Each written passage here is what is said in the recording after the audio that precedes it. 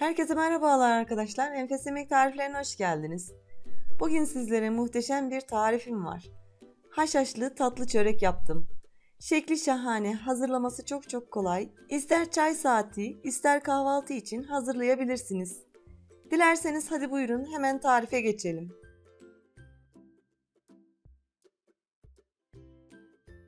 Hamuru için yoğurma kabıma ilk olarak 3 tane yumurta, 1 paket kuru maya, 1 yemek kaşığı toz şeker, 100 gram yumuşak tereyağı ve 1,5 çay bardağı sütü de ekleyip mayası eriyene kadar karıştırıyorum.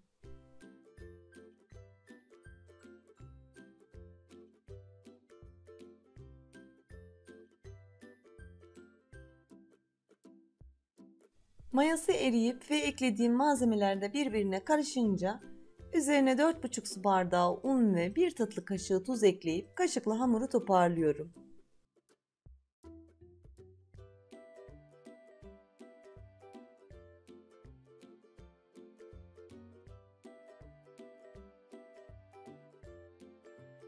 Gördüğünüz üzere unu 2 seferde ekledim. Bu arada kullandığım bardak ölçülerim çay bardağı 90 ml, su bardağı ise 200 ml standart su bardağı kullanıyorum.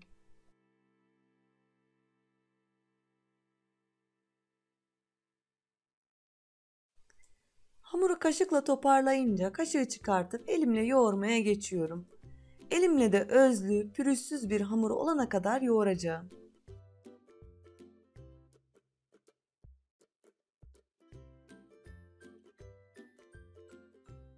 Hamuru yoğururken hamur elimi tamamen saldı ve çok güzel bir hamur oldu.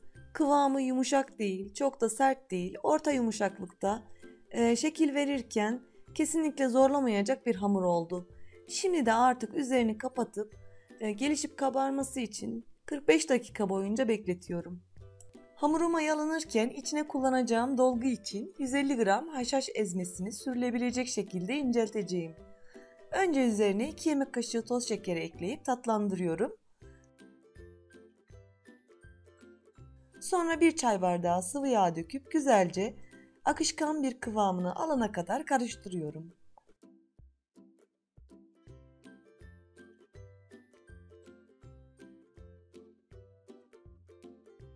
İç dolgusunu hazırlayınca kenara aldım. Bu arada yani 45 dakika sonra hamurum da gelişip kabarmış.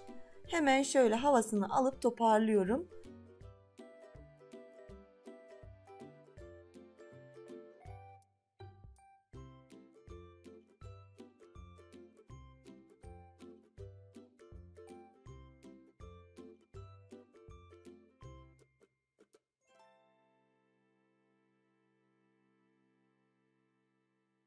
Sonra biraz un serpince masaya alıyorum.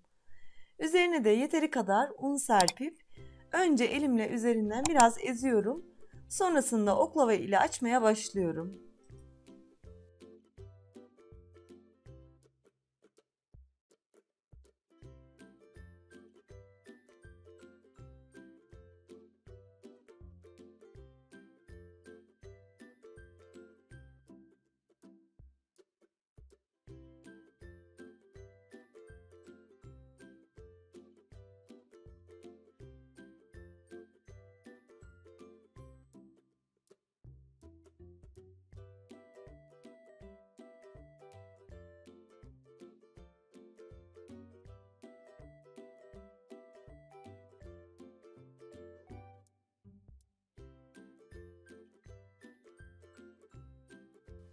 ...35 santime 55 santim olacak şekilde dikdörtgen bir hamur açtım.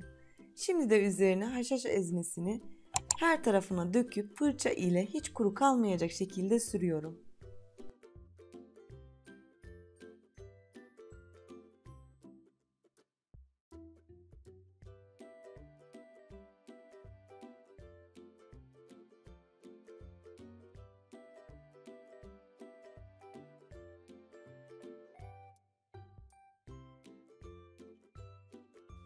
Dolgusunu bu şekilde sürünce uç kısmından başlayıp rulo yaparak sonuna kadar sarıyorum.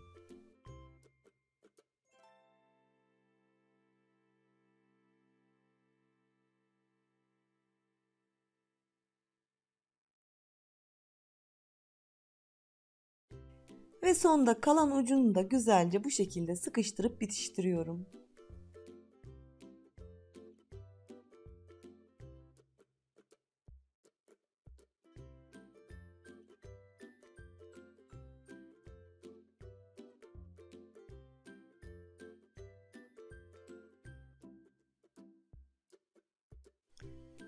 Çöreğimiz rulo haline alınca pişirme kağıdının üzerine alıyorum. Ama özellikle pişirdiğim yere alta gelmesini sağlayıp altına yerleştiriyorum. Sonra halka şeklini vermeye başlıyorum.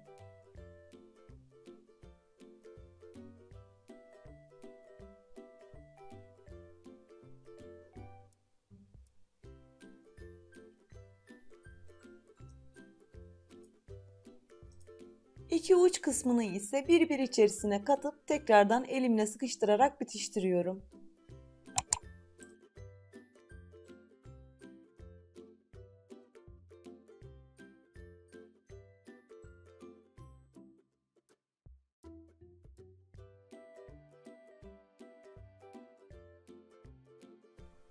Halka şeklini tamamlayınca üzerinden biraz ezip açıyorum. Çünkü şekil verirken daha güzel çıkması açısından muhakkak elinizle bu şekilde genişletin. Evet, artık bu güzel görseli veren şeklimizi yapmaya başlayalım.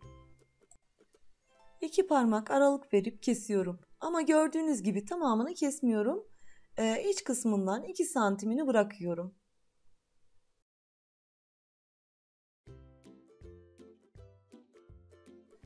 Hazırlaması da çok kolay oluyor ve şekil vermesi ise çok zevkli diyebilirim. Mutlaka denemenizi öneririm.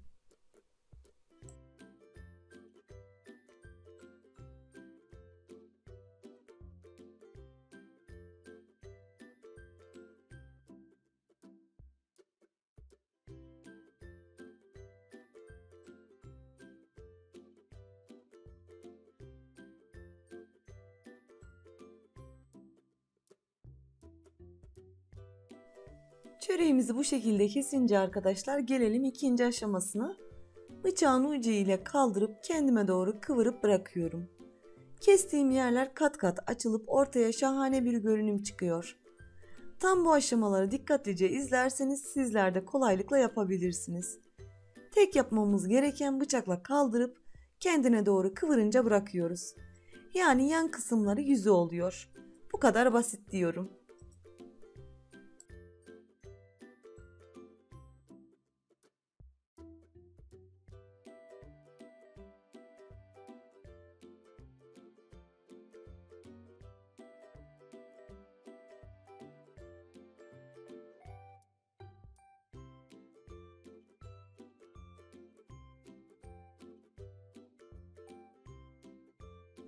Şeklini tamamlayınca pişirme kağıdından tutup kaydırarak tepsiye alıyorum.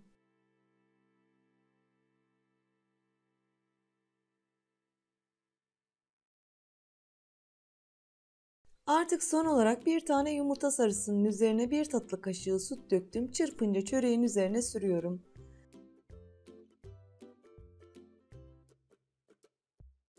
Önce iç kısmına, sonra diğer yani şekil verdiğim yerlere süreceğim.